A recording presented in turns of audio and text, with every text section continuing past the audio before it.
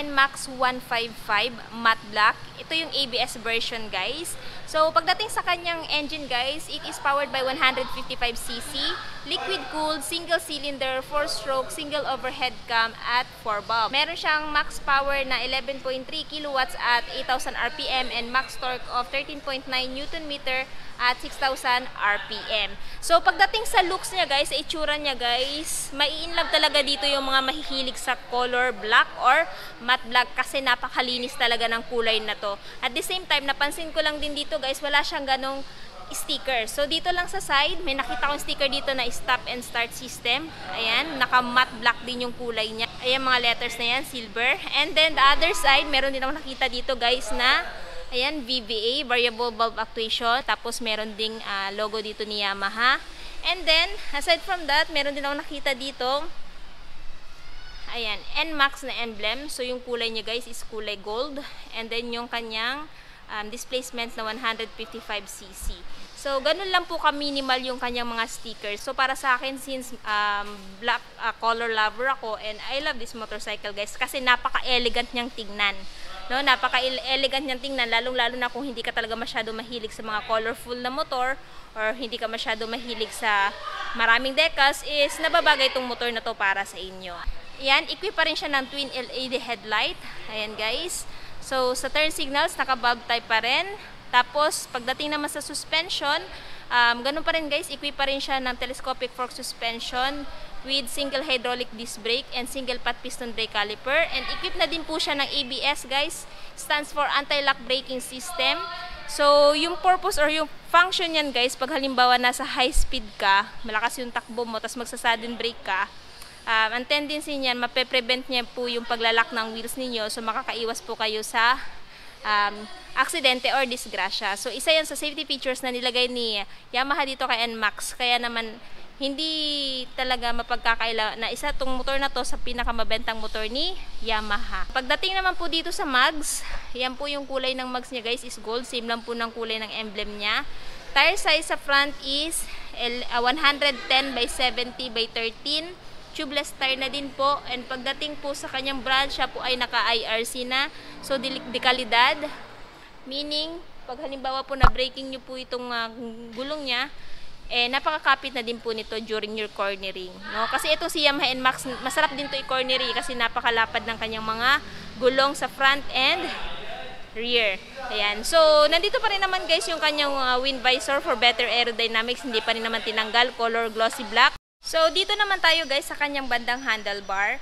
So, dito sa kanyang mga grips, guys, ganun pa rin naman, no? Naka-rubberize yung kanyang grip sa right. Same lang din dito sa left side. Equip pa rin siya ng matte bar end, guys.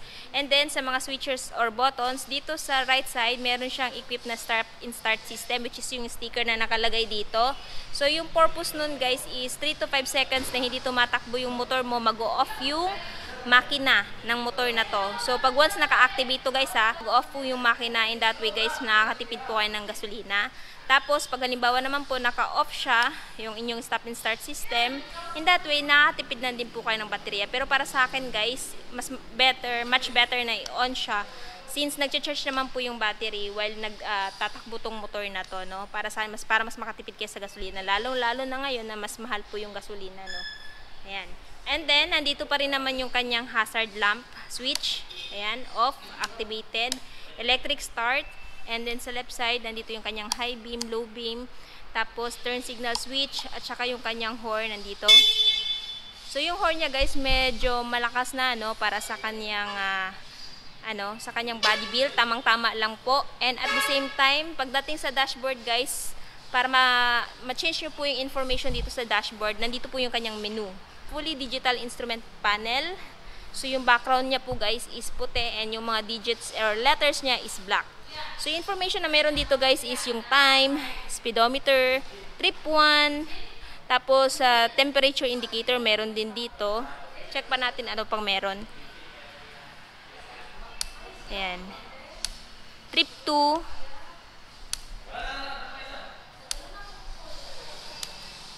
Trip F. battery. So, importante guys na meron siyang battery health indicator sa dashboard kasi wala na po itong kickstart. So, doon nyo po mag-check yung battery health condition ng motor na to during your long ride. Ayan, next. Ayan, TCS on. What is TCS? Stands for Traction Control System.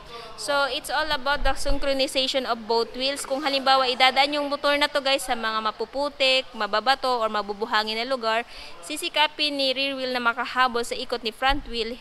In that way, guys, maiiwasan mo yung skidding or yung pag-slide ng gulong ng motor na to. So, isa yan sa safety features na nilagay ni Yamaha pagdating dito kay NMAX 155 ABS version. So, bumalik na siya sa dati guys. So, ayan. Tapos, pagdating naman po dito, meron din siyang logo ni Yamaha. And then, pagdating sa kanyang handlebar, guys, ayan guys, parang leather yung datingan niya dito, no, na matte. Tapos, dito is matte gray. Tapos, yung kanyang sticker na Yamaha Motorcycle Connect. And, yung kanyang logo na, and yung kanyang sticker na Blue Core, which gives you more power but less fuel. Tapos yung Yamaha Motorcycle Connect, ayan. So, app yan guys na ida-download mo sa Play Store. Nang sa ganun doon mo ma-check yung maintenance ng motor na to. Siya po ay naka-keyless na. So, nandito po yung kanyang on, tapos fuel and seat. No? So, pagdating sa fuel niya guys, check natin. So, ayan guys. So, napaka-responsive naman din ng bukasan ng kanyang fuel. So, pagdating sa kanyang fuel tank capacity guys, siya po ay may 7.1 fuel tank capacity, and then yung kanyang average fuel consumption is ilalagay ko na lang din po sa screen. So, para sa akin guys, advantage na nandito na yung fuel tank niya, nang sa ganun, hindi ka nabababa ng motor mo pag magpapagasolina ka. Ayan. Tapos, yung datingan niya dito guys is para siyang leather mat. Itong motor na to guys is made for touring, no? So, meron kang option for upright sitting position at meron ka ding option for touring style. So, kaya naman si Yamaha NMAX ay mabentang motor dahil nga siya ay nagbibigay comfort during your ride kahit na long ride pa yan. Ayan. Tapos, nandito yung apaka ng driver, no? Naka-rubberized, matte black dito. Foot peg, ayan. Tapos, equipped na din siya guys ng SMG o Smart Motor Generator. So, pag pina-andar mo tong motor na to guys, wala ka na pong maririnig na engine sound. So, tahimik na lang. Ayan. Isa yan sa nagustuhan ko din dito sa motor na to. Kumbaga, pag pina-andar mo tong motor na to, kalma na lang. Tapos, nandito naman yung kanyang mahabang heat guard. Ayan, naka-matte black. Yung kanyang tambucho. So, meron po siyang equipped na twin shock unit swing suspension. Pagdating naman sa tire sa likod guys, siya po ay may sukat ng 130 by 70 by 13. Braking system guys is single hydraulic disc brake with single pot piston brake caliper. Ayan, so nandito po yung kanyang TCS, no? And sa kanyang taillight naman po, siya po ay naka LED na po yung kanyang taillight. Ayan, turn signals is naka bulb type and full compact na din po siya. So, wala ka na pong iintindihin na baka may masagi na turn signals yung OBR mo kasi nga naka-full assembly na po yung kanyang taillight. So, nandito naman po yung ilaw ng plaka, no? Naka-reflectorize na din. Dalawa yan, both left and right. Both left and right. And then, aside sa kanya reflectorize dito, guys, meron na ding reflector dito. So, for more added visibility during your night ride. Ayan. So, dito tayo, guys, sa kanyang seat. So, pagdating sa seat niya, guys, napaka-generous na din ang kanyang seat cushion, ano? Ayan. So, malambot. So, parang, ito yung tinatawag nila kasing motor na parang sofa. Pag halimbawa, inupuan mo kasi napaka-generous na seat cushion niya. At the same time, pagdating naman sa kanyang seat cover, no, naka-rough na, matte, at saka naka-rough na. So, kahit anong pantalon susutin mo, hindi na pudulasin sa motor na to. So, pagdating naman sa kanya under seat storage guys, meron siyang capacity na 23 liters. So, marami-rami na po kayong mailalagay dito na gamit nyo. Kung ito yung gagamitin nyo guys, pag maglo-long ride kayo. So, kung hindi pa rin po kayo contented dito sa motor na to, pwede po kayo magpalagay dito ng top box. Bali, tanggalin nyo na lang po itong kanyang grab bar. Ayan. So, kasi nowadays, marami akong nakikita na NMAX na naka-top box. At the same time, sa mga nagtatanong saan yung battery niya po is nandito. So, sa mga baha-baha, hindi na po ito madaling maabot ng tubig. So, yung kanyang grab bar guys is naka-matte black. Ayan. Same lang po ng kulay ng kanyang body fairings. And again, yung kanyang emblem na NMAX, ayan, gold. 155 na displacement, naka-sticker. So, nandito naman yung kanyang panggilid, guys. Center stand. Tapos, yung apaka ng angkas. Etong side stand niya, guys, is equipped na din ng side stand switch. So, pag halimbawa, nakababa to, kahit anong gawin yung papaandar, hindi nyo po ito mapapaandar kasi kailangan nyo pa po itong iangat. Safety features din yan ni Yamaha pagdating kay NMAX. Nang sa ganun, pag halimbawa, papaandarin nyo tong motor na to, no, hindi ka na mangangamba na baka nakababayan tapos may masabit kayong kahoy, magkukos pa yun ng accident. So aside sa kanyang under seat storage, guys, meron din siyang front pocket. Dito sa front, meron siyang disiran na front pocket, ayan. So pwede nyo mapaglagyan to, guys, ng phone ninyo or papers ng motor pag halimbawa naulan, para hindi siya mabasa. Ayan, guys. So malalim na din, guys, ano. Check natin yung phone ko kung kasya. Ayan, kasya naman, guys, yung phone ko na ganito kahaba. Ayan, kasya naman siya. Ayan, secured na pag halimbawa naulan. So, the other side, guys, is, ayan, guys, medyo malalim na din yung kanyang front pocket dito sa left. Ayan, tapos meron na din siyang built-in na charging port.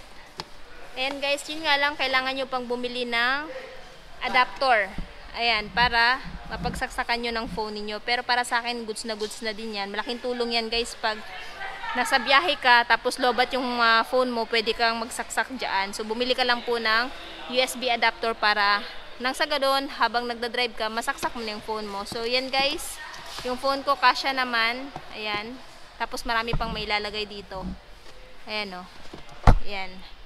So, cool. Balik na natin to. Ayan. Ayan. So, aside sa kanyang features, guys, na ABS, TCS, charging port, equipped din siya ng smart key. So, pagdating sa kanyang ground clearance, guys, meron po siyang ground clearance na 125mm. So, hindi po siya ganun kataasan, kaya naman ingat-ingat po tayo sa malalaking humps, no? Para hindi po masayad yung ilalim na bahagi ng motor na to. Kasi sayang naman kung magagasgasan, di ba? And then, pagdating naman sa seat height, meron po siyang seat height na 765mm. So, sa height ko na 5'5", abot na abot ko po itong motor na to. Yan. No? So, kahit may height po ka na 5'3", kaya nyo po itong abutin kasi medyo mababa naman po yung ground clearance niya.